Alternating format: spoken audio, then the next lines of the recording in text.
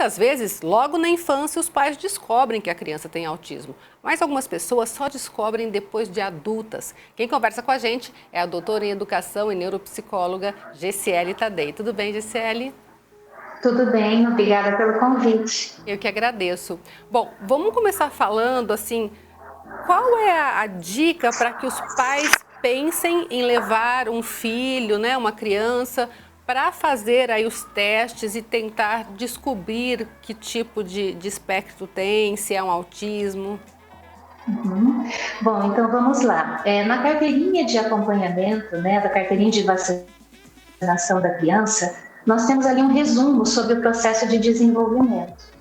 E a primeira questão que a gente tem que perceber é o olhar. O bebê ele precisa começar a direcionar o olhar quando a gente faz uma gracinha ou fala o nome dele. Quer seja um barulho alto em que ele direcione a cabeça ou ouvindo o próprio nome, distinguindo a voz do pai ou a voz da mãe.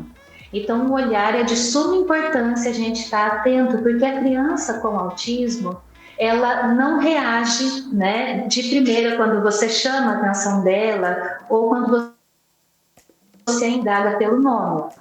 Uma outra questão que os pais precisam estar muito atentos é o atraso na fala, né? Então, com um ano de idade, a criança já precisa verbalizar o papai, o mamãe, o me dá, o é meu. Ela precisa começar a interagir. E a fala, ela é de suma importância para isso, ela nos torna seres sociais. Tem a característica também das dificuldades do brincar, do interagir. Nós, seres humanos, nós somos seres essencialmente sociais e interacionais.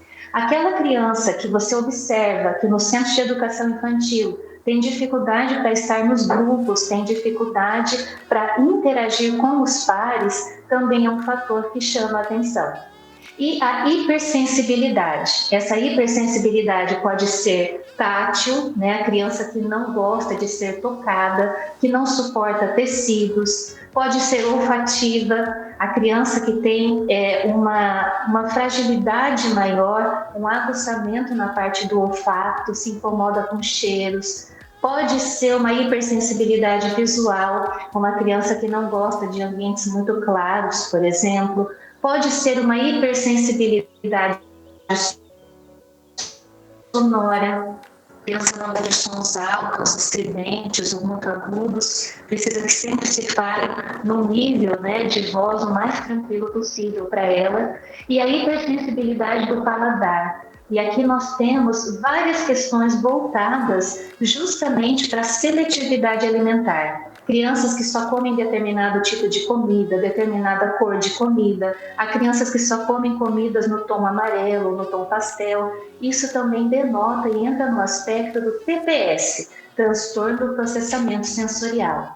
A criança tem que ter todos esses sintomas que eu pontuei? Não. Às vezes ela vai ter um atraso de linguagem, mas não se encaixa, por exemplo, no quadro do autismo. Contudo, Elaine, para ser autista, é necessário que ao menos alguns desses aspectos apareçam ali de 0 a 3 anos de idade, que é a fase que nós denominamos de primeira infância do ser humano. E aí nessa fase, então, até os 3 anos, já é possível ter um veredito, se é que a gente pode chamar dessa forma? Já é possível, quanto mais cedo, mais precoce a intervenção, melhor o prognóstico. Uma vez autista, a pessoa não deixa de ser autista. Contudo, nós temos os níveis de suporte, 1, 2 e 3. O nível de suporte 1 indica uma criança com mais autonomia, uma criança que fala, se comunica, se veste sozinha. O nível 2, uma criança que já precisa de maior suporte. E o nível 3, normalmente uma criança não verbal ou que necessita de um cuidado muito maior dos cuidadores, dos pais, dos avós e da escola.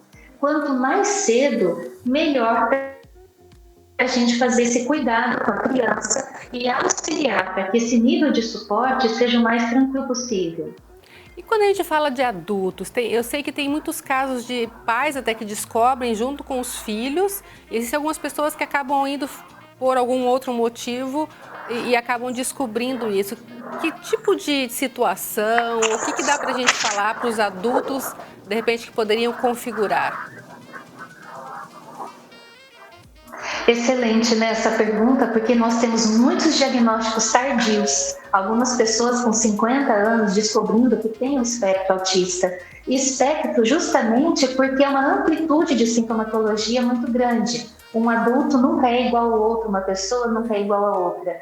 Então, normalmente no adulto a gente vê uma rigidez comportamental, aquela pessoa que tem dificuldade de manter o contato visual nos relacionamentos, que muitas vezes se passa por uma pessoa fria, distante, que não demonstra afeto, né? Uma pessoa extremamente organizada, que não gosta que mexa nas coisas dela. Mas quando a gente percebe o que é uma condição sine qua non, essas características têm que ter feito parte lá da primeira infância. Na idade adulta é possível fechar um diagnóstico e é possível realizar um tratamento sempre com uma equipe multidisciplinar. E aí, qual seria o profissional que essa pessoa deveria procurar? No caso das crianças, o médico pediatra é a porta de entrada, né? Avalia essa criança no processo de puericultura, né? E esse pediatra, percebendo que é algo que não está no tom dentro do processo de desenvolvimento infantil, e os pais podem acompanhar esses marcadores lá na carteirinha de vacinação da criança, porque ali a gente tem um resumo bem bacana sobre isso. Então, o pediatra pode fazer encaminhamento para o neuropediatra. Uma outra porta de entrada são os professores, que percebem uma digressão comportamental e solicitam a avaliação do neuropediatra, e a própria atenção dos pais. Então, o médico habilitado e capacitado para fechar esse laudo, para laudar a criança, é um psiquiatra infantil ou um neuropediatra. E no caso do adulto? No caso do adulto, também é necessário passar pelo neurologista. Ele vai fazer uma série de perguntas e avaliação e vai solicitar uma avaliação neuropsicológica, a qual também é solicitada para as crianças. Mas aí a gente adapta os instrumentos. Por meio dessa avaliação e mais uma observação atenta de fonoaudiólogos, de quem está em torno desse ser humano, é possível fazer o fechamento da hipótese diagnóstica. O importante é sempre buscar ajuda, buscar o que pode ser feito para ter uma qualidade de vida melhor, né? Exatamente. Todo autista tem direitos e ele tem a possibilidade de ter uma vida o mais autônoma possível, que é o que a gente busca. A autonomia dentro do nível de suporte ao qual o autista está alocado. Tá certo. Muito obrigada pela sua participação aqui com a gente, viu? Eu que agradeço. Até a próxima.